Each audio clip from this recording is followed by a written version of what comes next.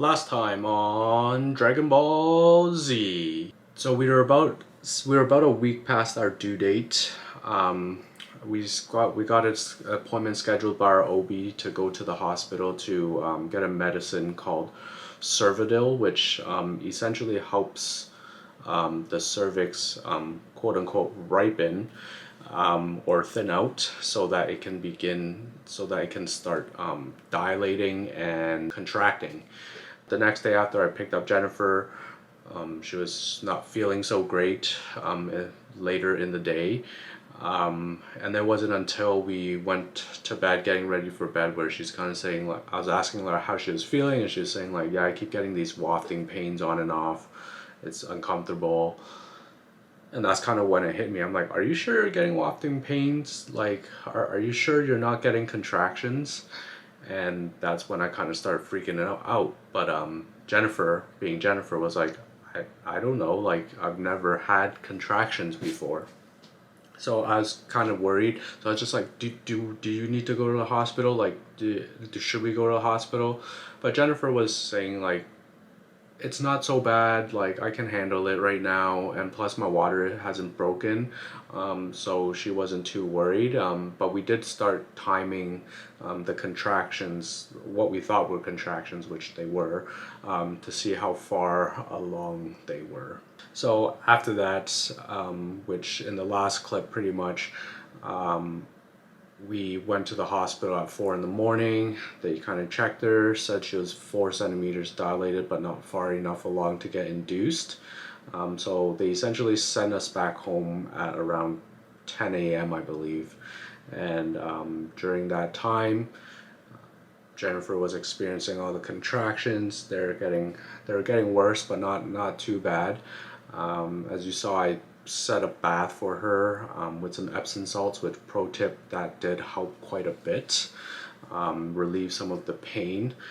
And yeah, that's where we kind of left off. So after they sent us back home on the 20th, they essentially told us, like, call us back in the morning the next day to see if there are any nurses available to help do the induction around 8 to 10 a.m. But other than that, we had to wait. So during that day, we stayed home pretty much, and then on the following day, we called them, and they told us that they didn't have enough nurses to do the induction, but they wanted to schedule us an appointment for, I think it was like 4 p.m. that day, to do a non-stress test to make sure that baby was doing okay.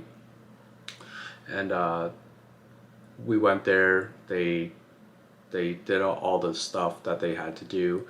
They checked baby's heart rate, and everything was fine.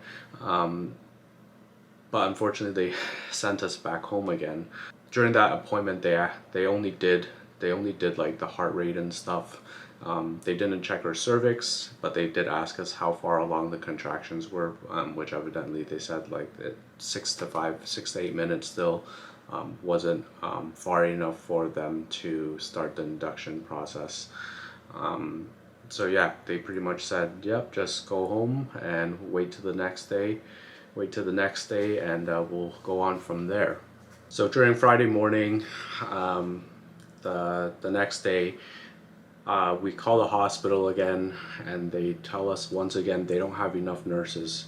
And at that point, I was getting, like, frustrated. I was getting scared, because they keep telling us they don't have enough nurses, which is, like, worrisome. It's like, okay, like, are we gonna be able to have the baby there or not?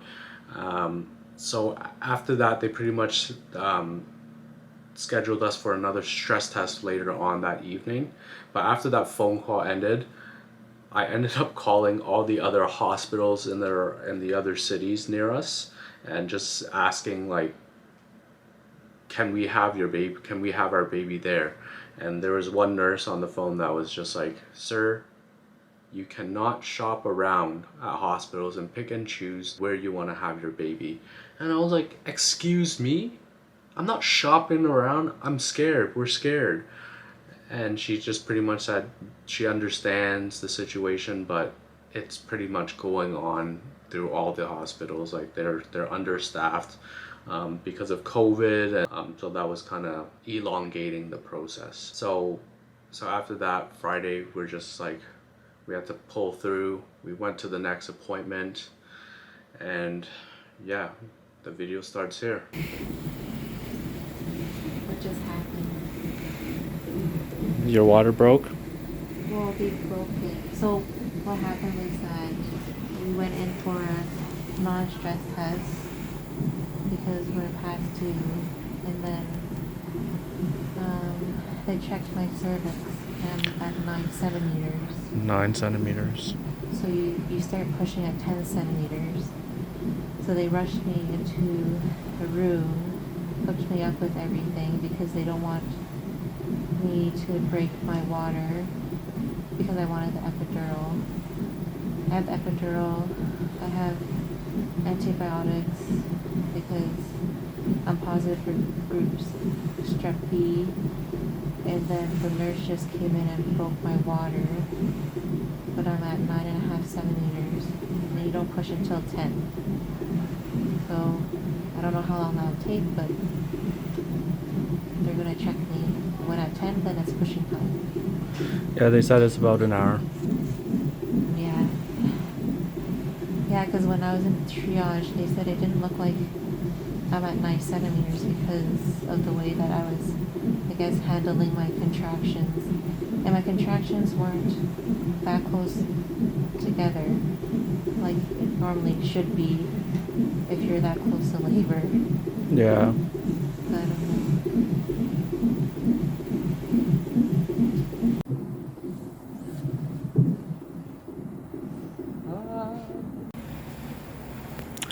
This is where baby's gonna stay. They let us choose the hat for baby as well for when he's born. I think that's where they're gonna clean baby when he's born. This is our closet where we put our stuff. We have our own bathroom. Fancy. And then there's the monitors to monitor baby. And there's J-Lo. And we found out that the nurses, doctors gave Jennifer a new nickname. She's no longer J-Lo. She's the silent laborer. he pooped in there, and she says it's not uncommon because of how far along I am. And I'm not allowed to eat just in case I'm gonna have a C-section. They just gave me oxytocin to make me contract more, to help me dilate. And when you contract is when you push. So it helps with the birthing process. But right now we're just, I guess, resting because we're waiting for the drugs to work. The drugs, man. The drugs, man. Give me the drugs. Anyways, we're probably gonna rest a little bit. And then we'll go on from there. So I'm not sure if Jennifer explained all of that happened during that meeting or appointment on Friday. But what had happened was the contractions were getting so bad and Jennifer was so tired that when we went to do the non-stress test, they were about to send us home. But Jennifer was just like, before you do that, like, can you please just check my cervix and see how far along I am? And what eventually happened was, so Jennifer, I was in the waiting room, but Jennifer pretty much told me. So the nurse did the check. She did the check. She didn't say anything. She just got up and left. And then a few minutes later, another nurse came in and she checked. And she, like Jennifer said, like she checked like really hard. Like she went really deep to really make sure. And we found out that we were 9 centimeters dilated, which was a shock to everyone, because I guess because her contractions weren't the regular like 3 to 5 minutes apart, they didn't think we were so far along, as well as Jennifer was like not showing that she was having these intense contractions that you would normally have at this stage of the pregnancy. So yeah, that was pretty crazy.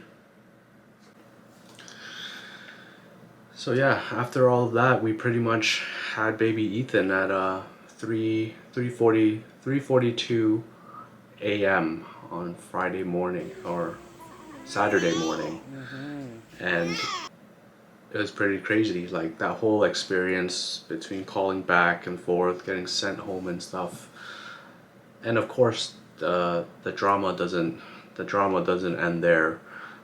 Normally, when you give birth, you're supposed to stay another 24 hours so that the nurses can do checkups on the baby and a mom.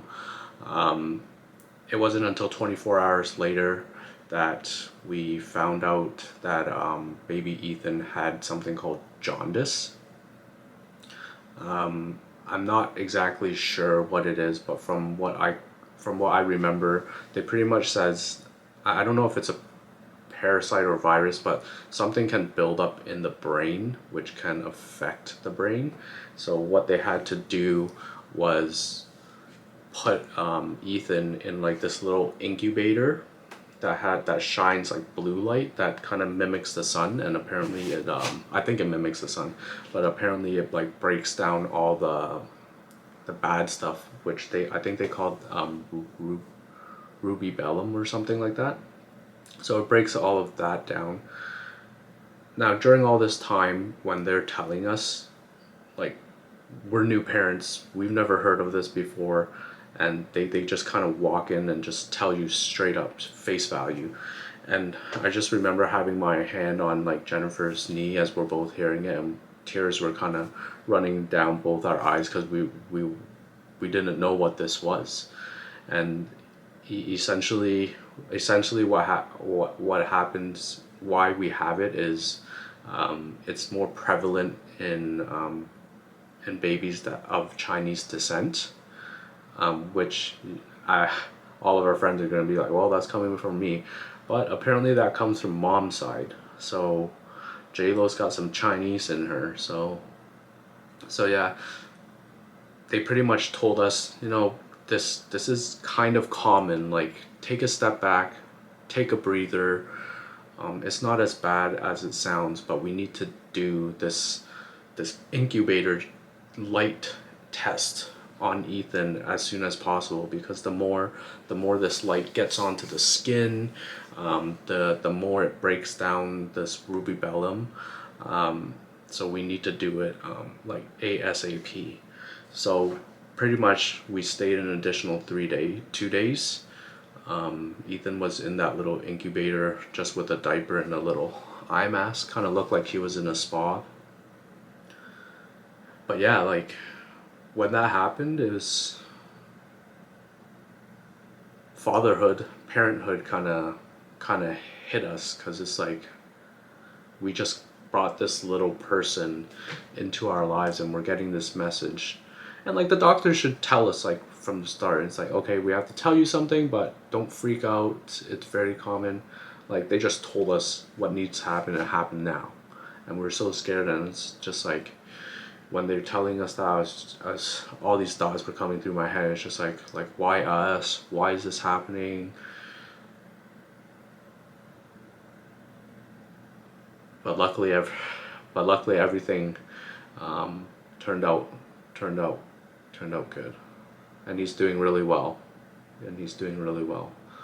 But yeah, that is our birthing story. It was pretty intense, going back and forth. Learned a lot of things, which I'll make a video about, what we've learned with baby for a month or so. But yeah, it was crazy.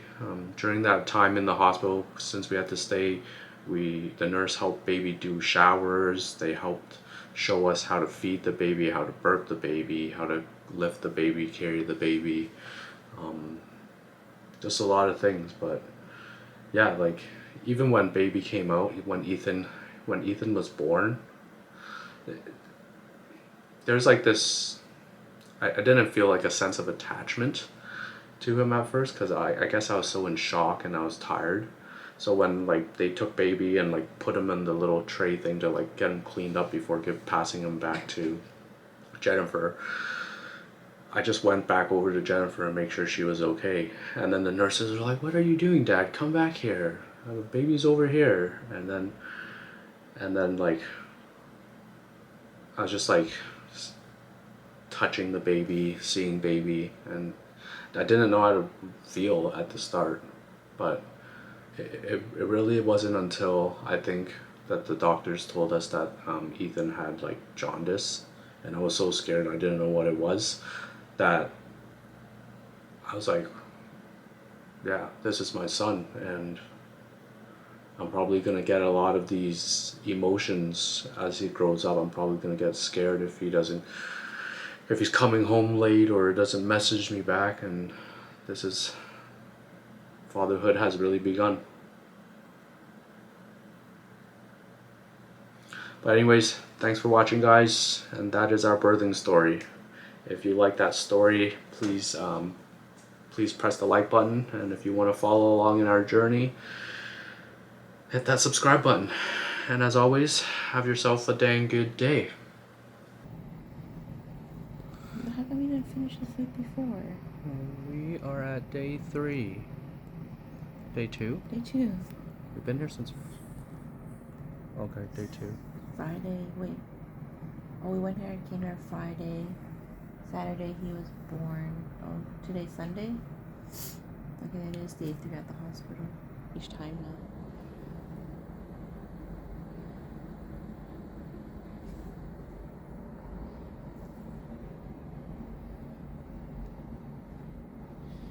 Doing something bad to him. Nothing but a good old-fashioned burp. Giving him a spanking. Yeah. His face is on red. His body's on red. Okay now.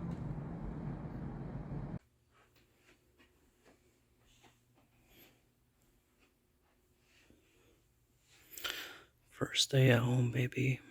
Yeah, it's first day being at home.